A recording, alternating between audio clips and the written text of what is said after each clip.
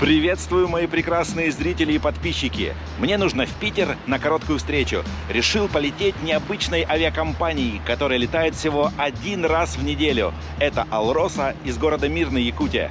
Авиакомпания летает из аэропорта Внуково, который находится ближе всех к городу. Мой план – прилететь обратно сегодня же вечером. Решил поехать на машине и припарковаться около терминала. Если в работе определенная взлетно-посадочная полоса, на Киевском шоссе тебя постоянно обгоняют самолеты, заходящие на посадку. Можно остановиться на заправке или в торговом центре, буквально прикоснуться к ним. Так низко и громко они пролетают.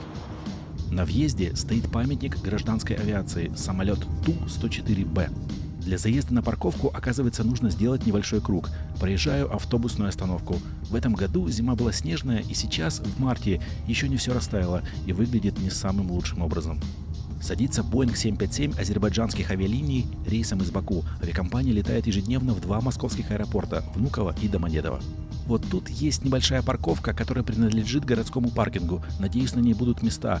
Отлично, аж 14 штук. Возможно, информацию о местах можно как-то заранее посмотреть через приложение. На въезде беру карту и проезжаю искать эти свободные места. Здесь тоже не все почищено и выглядит грязно. Такое время, через неделю все растает и мусор уберут. Слышу звук, поворачиваю голову и вижу на посадке Boeing 737 Ютейра рейсом из Красноярска. Иду в сторону терминала, сделали удобный переход со светофором. Раньше все перебегали дорогу, лавируя между машинами. На пути открытый в апреле 2004 года терминал Б, из которого когда-то выполнялись международные рейсы.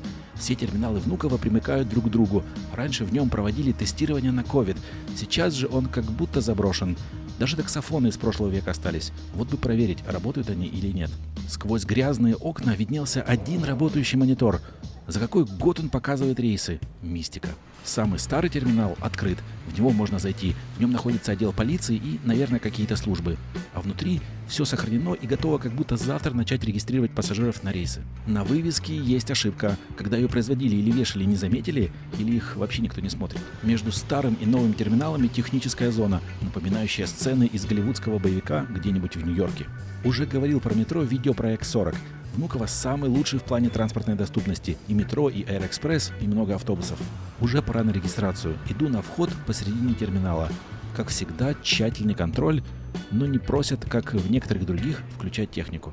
Внутри появились стенды, предлагающие туристические услуги для иностранцев. Сначала проверить табло, нет ли задержки. Рейс все-таки специфический, еженедельный.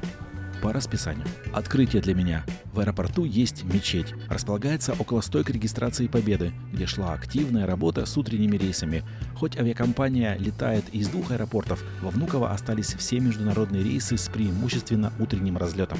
В терминале было тихо. В воздухе не звучали эти постоянные объявления, создающие только шум, который никто не слушает.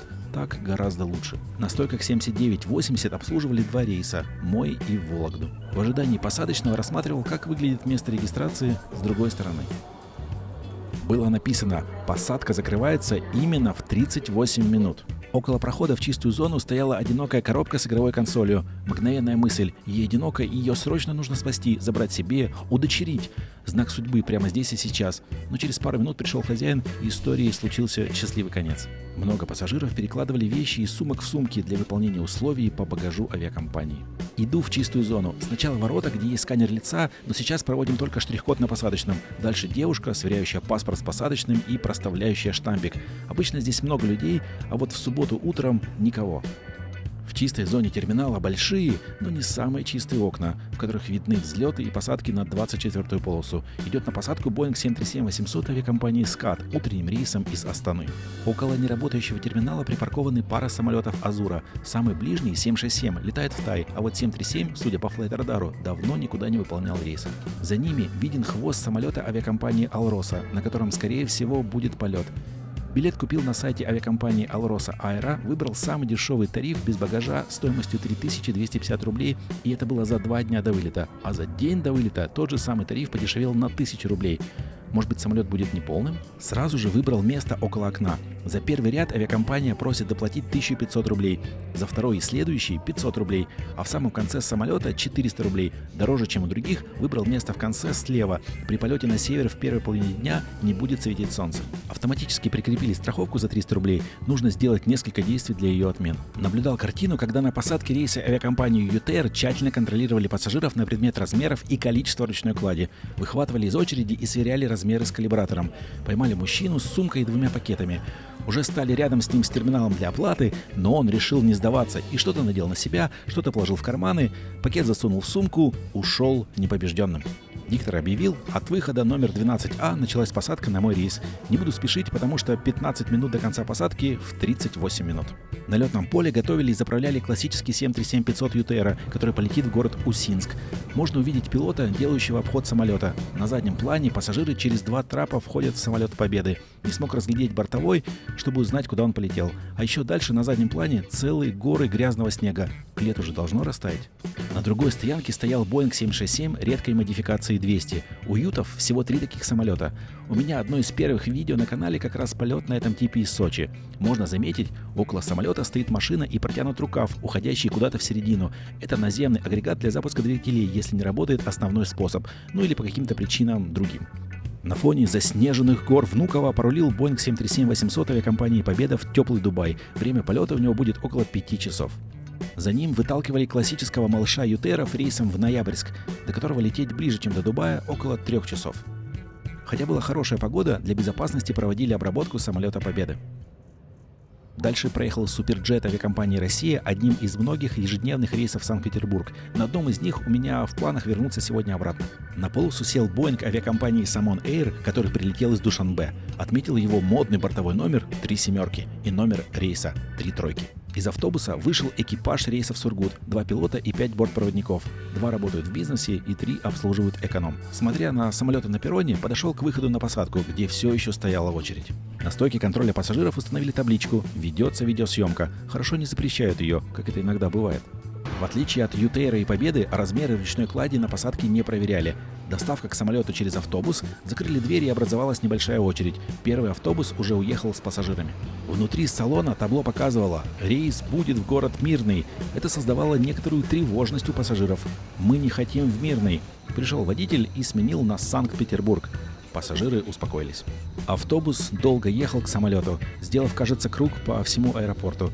Из разговоров людей вокруг стало понятно, что рейс Алросы – Мирный Санкт-Петербург с посадкой в Москве.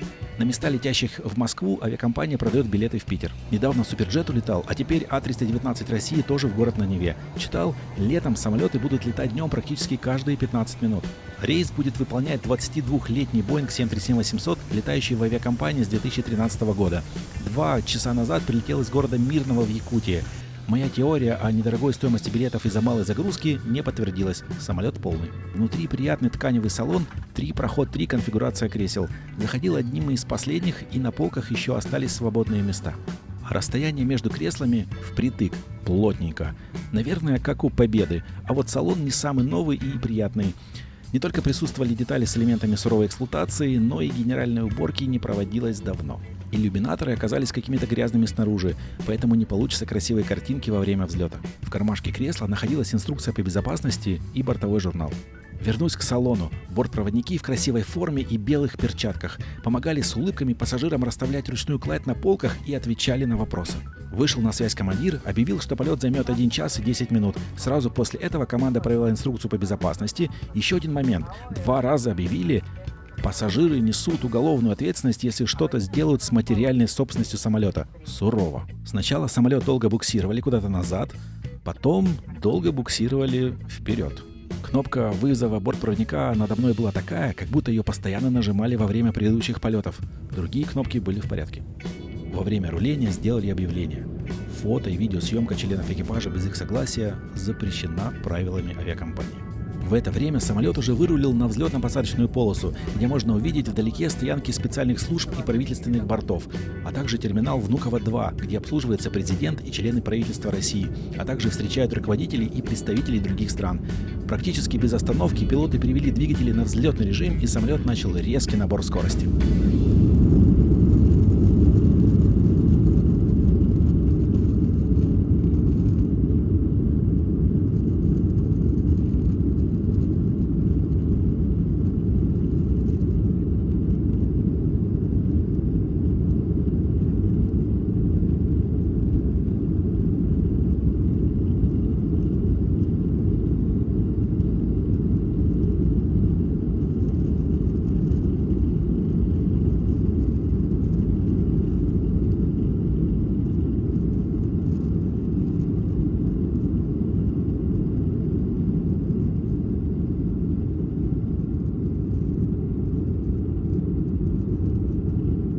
Надеялся, после взлета влажность на иллюминаторе пропадет и станет лучше видно.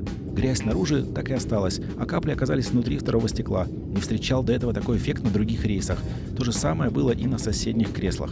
Добавим сюда общую пыльность салона, и вид из иллюминатора не стоит 400 рублей, которые заплатил при покупке билета. Развлечений на борту нет, поэтому спасал только бортовой журнал, нашел даже в нем список запретов для пассажиров.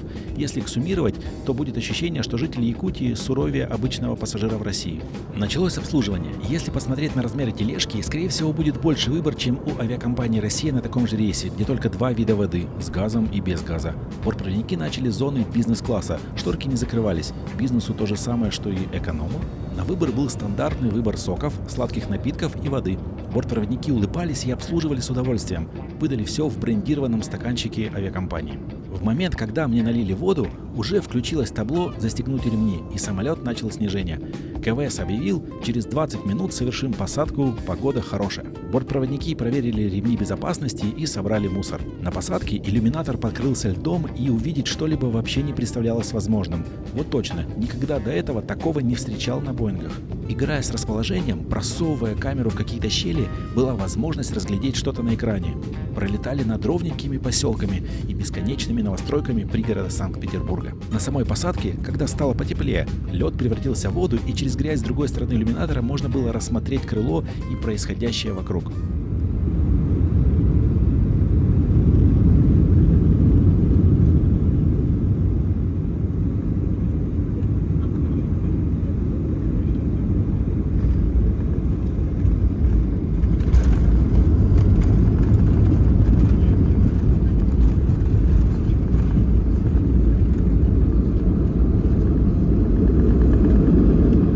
Как только остановились, никто не захлопал, хотя посадка была мягкая. Экипаж еще раз напомнил: если кто-то украдет жилеты, его ждет уголовная ответственность. Проехали мимо хвоста списанного Ту-154Б2, который сейчас использует МЧС для своих тренировок. Рейс Алросы Мирный Москва-Санкт-Петербург выполняется по субботам. Самолет и экипаж ночуют в Пулково, и в воскресенье улетает обратно в Мирный через Москву. Из-за этого, мне кажется, нас не поставят по телетрап, а куда-нибудь на дальнюю стоянку. Так и получилось. Если кратко мнение, за такую стоимость отличная возможность добраться до северной столицы. Как интересно отделен бизнес-класс вместе с одним рядом эконома. Не обратил внимания, когда заходил. Сразу в лицо весенний холодный питерский воздух. Напротив стоял 321 НЕО Уральских авиалиний. Если вернуться к авиакомпании, то все определяют люди, которые во время полета были максимально приветливы и дружелюбны. Даже вот командир помахал и попрощался с пассажирами. Алроса для Москвы немного эксклюзив. Не так много рейсов: Мирный, Новосибирск и Санкт-Петербург по субботам. На перроне Пулково много самолетно. Проезжаем 737 Нордстара, который прилетел из Норильска. Мне нравится новая ливрея авиакомпании с множеством треугольников. За ним автобус пропускал А319 России из Калининграда, а на заднем плане стоит А320 Сибири в ливрее стрит-арт, на котором у меня был полет в Волгоград. Автобус приехал в зону высадки пассажиров. Нужно зайти в терминал, подняться на второй этаж и перейти в зону выдачи багажа. Мне нужно все в кабельпорт. Яндекс показывает, что на такси выйдет дорого. Поеду на общественном транспорте. У меня с собой только ручная кладь, поэтому, взглянув на ленты, отметил: здесь тоже в субботу немного пассажиров. Направился в сторону выхода в город. С открытия дверей начинается бурная жизнь и шум. Кто-то с цветами, кто-то с табличками. Неофициальные таксисты предлагают свои услуги на всем пути до выхода из терминала. Как мне повезло, сразу же напротив находится остановка и стоит автобус 39, да еще и который экспресс. Он идет без остановок. Захожу и оплачиваю пластиковой картой. Сразу за мной закрываются двери. Следующая остановка конечная.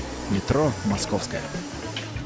Автобус проезжает мимо красивого старого терминала аэропорта с 5 стаканами. Сейчас в нем вип-зал и зона посадки внутренних линий. За проезд сняли 65 рублей. Автобус останавливается в нескольких шагах от входа на станцию метро. Нужно зайти в переход и перейти в вестибюль. Если нет желания стоять в очереди в кассы за жетоном, на турникетах можно приложить карту, спишется 70 рублей за один проход. Если через жетон или по транспортной карте, будет дешевле. В Петербурге один из самых глубоких метрополитенов мира. На эскалаторе поездка займет еще несколько минут. Станция Московская необычная. У нее нет привычных посадочных платформ, а по бокам установлено множество автоматических дверей. Когда приходит поезд, он останавливается точно напротив, и автоматика одновременно дает команду на открытие. Иногда поезд не точно попадает, и получается не идеальный вход. В первый раз даже страшновато. Все зашли, сначала закрываются двери поезда, а потом внешние двери на станции. Навигатор показывал, мне нужно доехать до станции Невский проспект и там пересесть на зеленую линию. На пересадке станция тоже оказалась с автоматическими дверьми, но салон вагона метро был какой-то другой. Без открытых платформ сложно определить, какая это модель. Долгий перегон минуты 4 и выхожу на Василеостровской. Поднимаюсь долго на эскалаторе. Станция находится на глубине аж 64 метров и оказываюсь на Васильевском острове, самой оживленной его части. Яндекс предлагает пройти метров 50 до угла улицы и там сесть на автобус, который прибудет через 10 минут. Решаю просто за эти 10 минут пройтись до следующей остановки и насладиться городом. В точно указанное время на остановку приезжает электробус номер 128, который идет в нужную мне сторону. На нем проезжаю несколько остановок и выхожу около морского вокзала.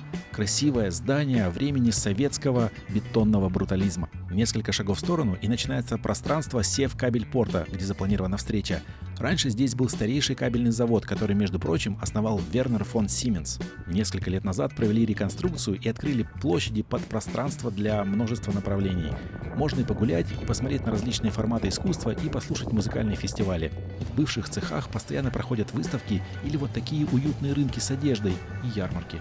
Дальше есть каток у моря и много-много разных мест, где можно уютно посидеть и вкусно перекусить. В теплое время года атмосферу добавляют уличные музыканты и танцы под открытым небом.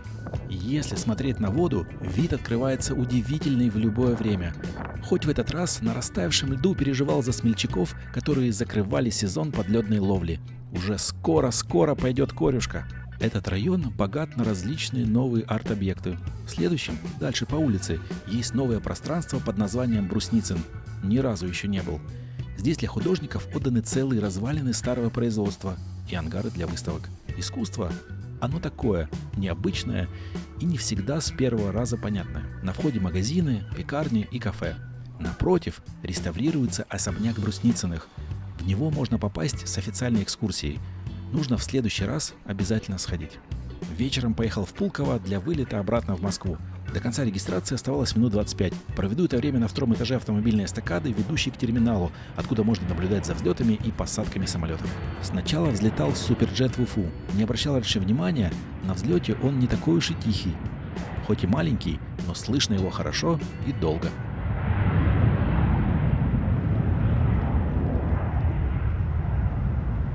Вдалеке все еще стоит А-319 в ливрее «Зенитолет». Он несколько лет назад совершил посадку с какой-то проблемой с двигателем и с того момента больше не летает. Следующим на взлет был суперджет авиакомпании «Азимут», который полетел в Калугу. У меня как-то не получается полететь этой авиакомпанией. Самолет взлетел шустрее предыдущего в Уфу. И еще был редкий гость – Embraer авиакомпании «Икар» в город Иваново. Жаль, из Москвы нельзя добраться на самолете до этого прекрасного города.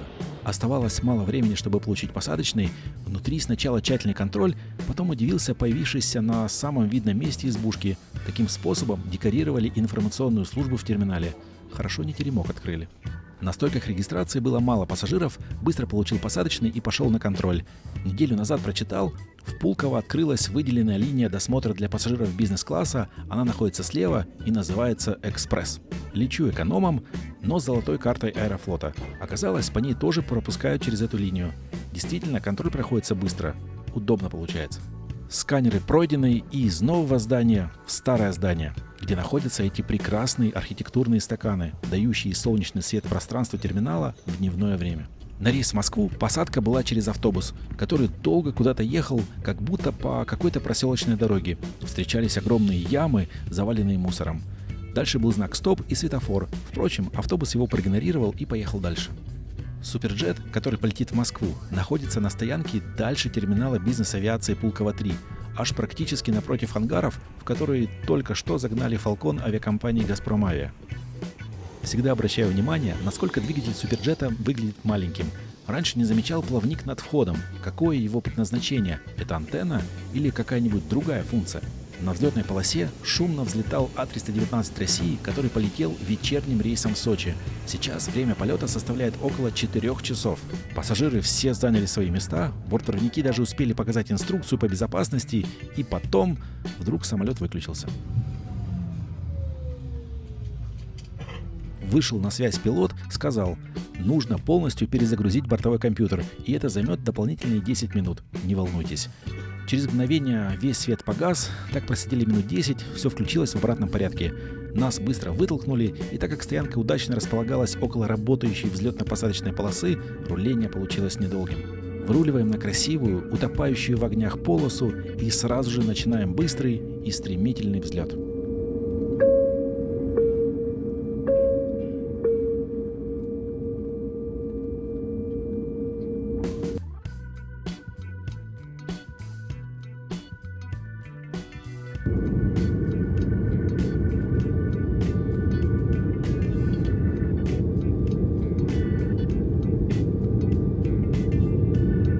Сам полет прошел как обычно. На выбор была вода с газом или без газа. Предложением не воспользовался, потому что практически с момента взлета и до посадки спал. Во Внуково поставили к ближнему к выходу телетрапу. Это всегда удобнее, не нужно долго идти по траволаторам. Вперед на парковку за машиной. Как думаете, сколько вышла стоянка прямо около аэропорта с утра и до вечера? Думаю, будет рублей 800-900. Сейчас проверим с вами. Вставляю парковочную карточку и получаю за 12 часов парковки всего 200 рублей. Не сильно дороже общественного транспорта. Хорошая стоимость, буду пользоваться. Оставим нашим с вами секретом. Дорогие зрители, большое спасибо за просмотр моей однодневной поездки в город на Неве. Надеюсь, вам понравилось.